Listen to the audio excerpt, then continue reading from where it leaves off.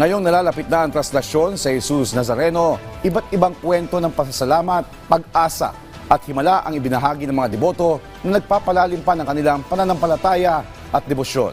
Ang detalye sa balitang pambansa ni J.M. Pineda ng IBC 13.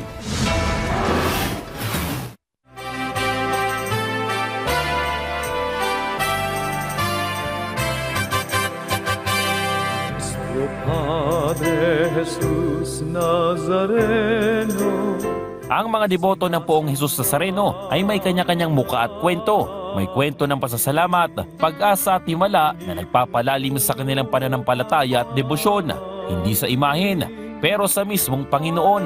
Ang ilan nga sa kanila hindi lang basta taon-taon ang sakripisyo, kundi araw-araw.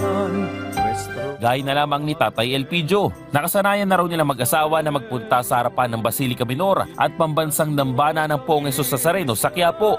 Dito ay lagi siyang nagdadasal para sa kanya at sa mga kapwa niya deboto. Kwento pa ni Tatay, 1965 nang lumalim pa ang paniniwala niya sa Jesus Nazareno. May himala po nangyari sa akin ito.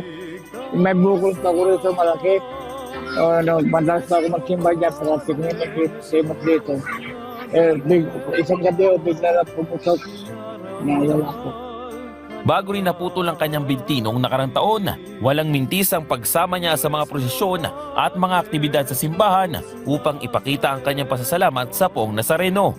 Gaya ni Mang Elpidio, pasasalamat rin ang dahilan ng pagpapahalaga ni Henry at ng kanilang pamilya sa pamamanata sa Poong Nazareno. Paniwala niya, ang debosyon sa Poon ang nagligtas sa kanya sa kamatayan. Katulad ko personally, I faced that. Na-aksidente ako 2022 sa probinsya namin. They found me walang malay sa isang liblib na lugar. And then ngayon, buhay pa rin ako. Kung tutusin, maliit na bagay lang daw ang sakripisyong ginagawa nila kumpara sa mga natatanggap nilang biyaya, himala at pag-asa. My mother still now on the third year fighting for the stage 4 cancer. Yeah, she's still fighting because of my devotion. Third year fighting for stage 4, it's a miracle. Sa papalapit na pista ni Jesus Nazareno, sabay-sabay muli ang tinig ng mga deboto na isisigaw ang kanilang pasasalamat, kasabay ng pagdanais na mahawakan kahit sandali ang Poon.